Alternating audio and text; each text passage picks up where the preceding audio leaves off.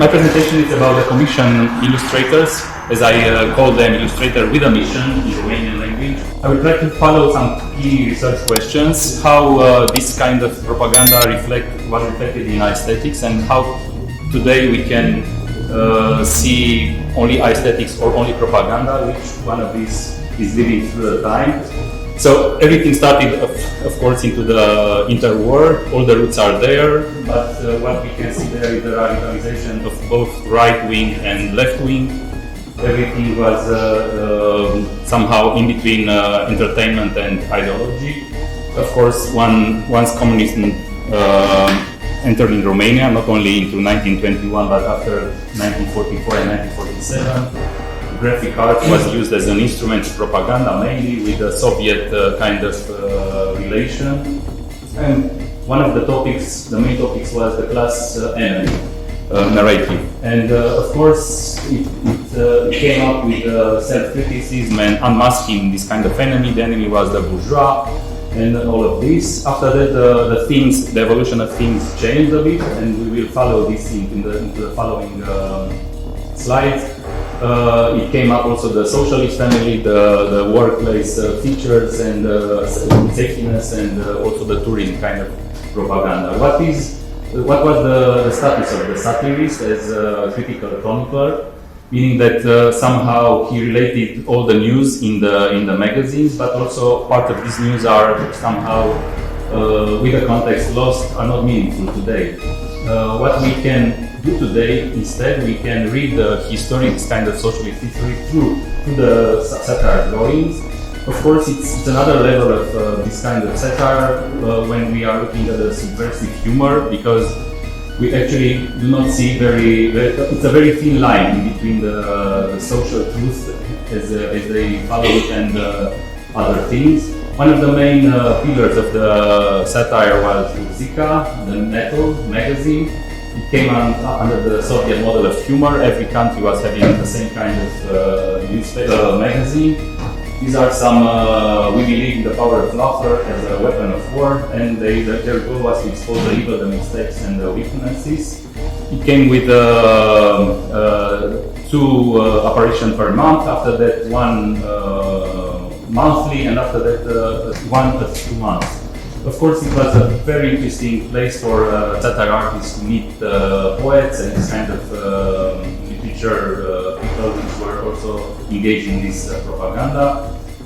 In 1948, of course, another outlet, media, was founded, the Literatura Tineretului, and it came with a Moscow model into the art and also into the literature.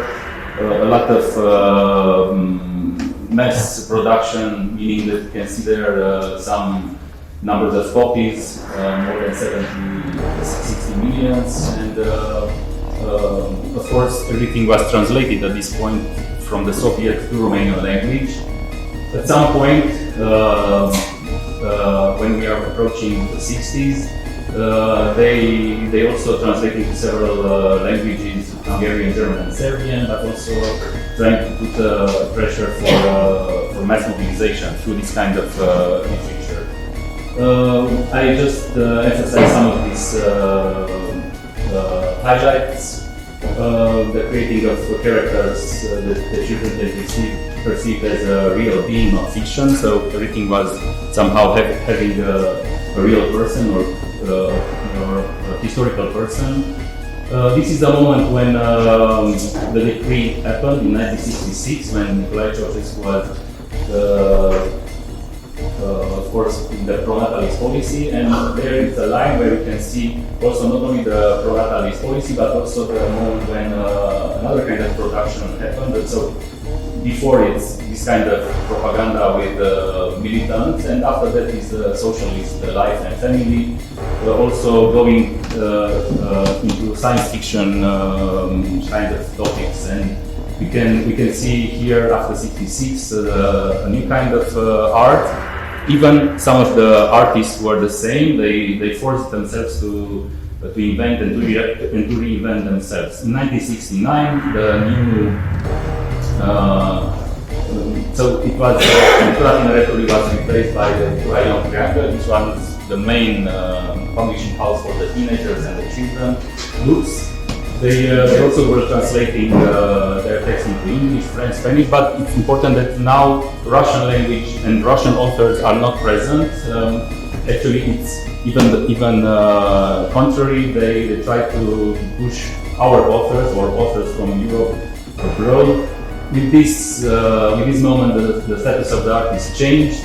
Here we can also observe the privileged status of the artists because they were having a lot of time to compose this kind of illustration. For one book they were working for more than a year together with poets and editors, and of course they were very much into documenting the stories, trying to get the real, without internet of course, trying to get everything together, how they were in persons, in characters, how they were dressed, how important is they were working together into collectives with approvals, with a lot of things in order not to be one mistake. Starting from here, I also try to put some names. They are not the only names into the artists which illustrated books in the time, but here you can also observe by study cases how they were working in between books and in between their artistic life, because they were having both sides. Gheorghe Cernăianu, and these are some woodcuts, also very much influenced by the folklore. Vasile Dobrian, which was known for his avant-garde roots. Some of the artists were also active into that period of time, into the interwar period of time, when they were switching their style 3 times in one career. These are some moments from his studies period when he was navigating in between posters and in between engravings. He was also called as a painter in unique polychrome engraving by Ion Frunzetti, meaning that he was more than a graphic artist as a painter. Mihail Gion, or Jean Mihail, is one of the contributors of Zika. It's also a very important children illustrator. These are some of his books. He was prized also abroad because these kind of books were presented into the book fairs, and with this moment, these kind of artists were prized, and after that commissioned to do also for foreign editors their illustrations.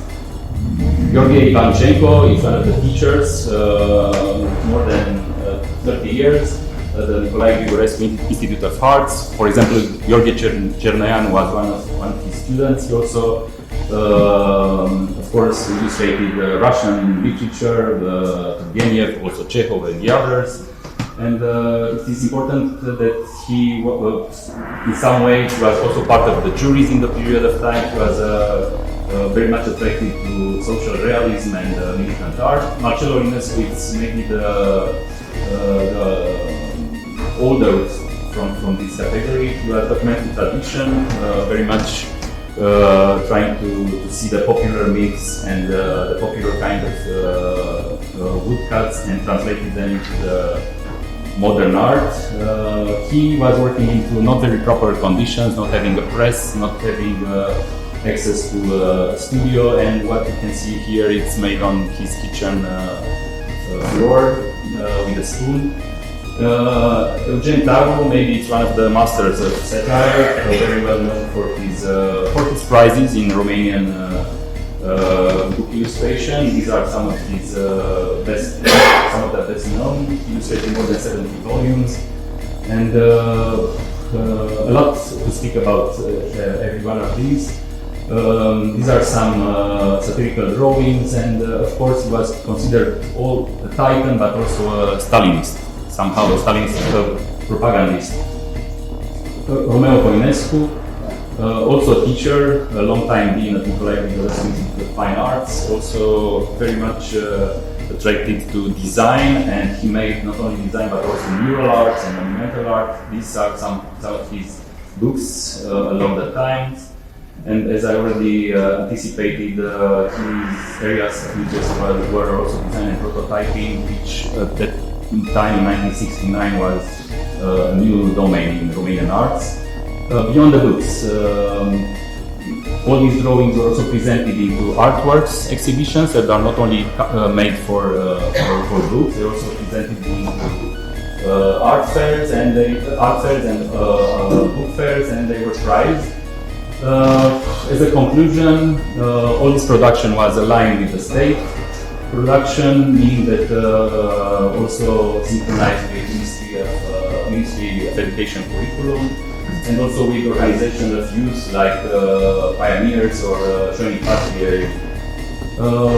What we can see here, this kind of propaganda to baby boom projects, are several presentations that are already made in Museum of History in Brașov in 1916, and now we are working on this recovering more than four private artist collections. And of course, what's in our mind now is to think and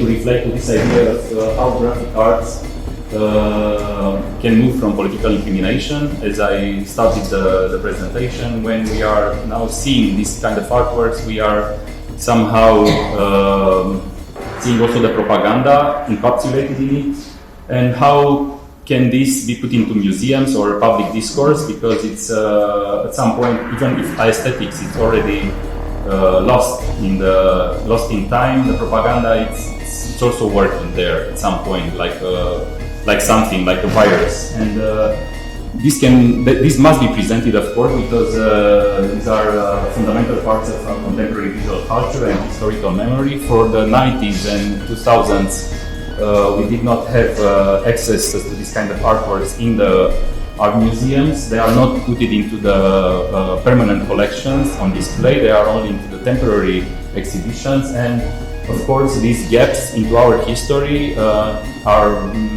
not only fragmenting the chronological discourse, but also they are filled with things like also manipulation, but things like artists which invent themselves as resistance or opposant to the regime.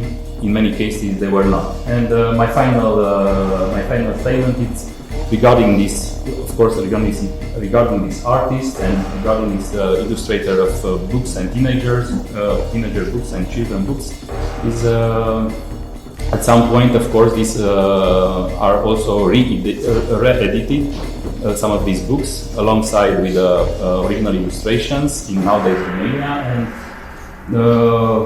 it's about nostalgia, of course, what you already presented us. It's about things that we do not have at that moment, like Marvel characters, Superman, Avengers, and this kind. These were some of ours from our heroes or anti-heroes that were presented in our childhood, and they are still living in our minds and maybe into our way of being. And at some point, they at that time, they were also fighting the Walt Disney phenomenon and this kind of very big media cartoons and outlets, and maybe at some point they found solutions. Maybe at some point they were lying with this kind of attributes and illustrations, but we have to reflect on this and we have to put it back to where it belongs, with the proper context, and with not fragmenting this discourse, and not fragmenting the way we are looking at this art, put it back together. So thank you for this opportunity, and I invite you, if you are, I don't know, trying to find more about these artists, you have here their names and the archives, and actually this summer we are putting together these private archives, meaning not only artworks, original artworks scanned and digitalized, but also everything that we have from them as documents, private documents, in the hoping for a moment when some of these can enter into the art history books, maybe, because maybe not all of them, but a large category of them, they are not having also in our time monographies or books, like proper books dedicated. So even if it's art, even if it's a graphic art and very much mass related to their time, we do not know more. We do not know a lot about these artists, and these are questions to be answered.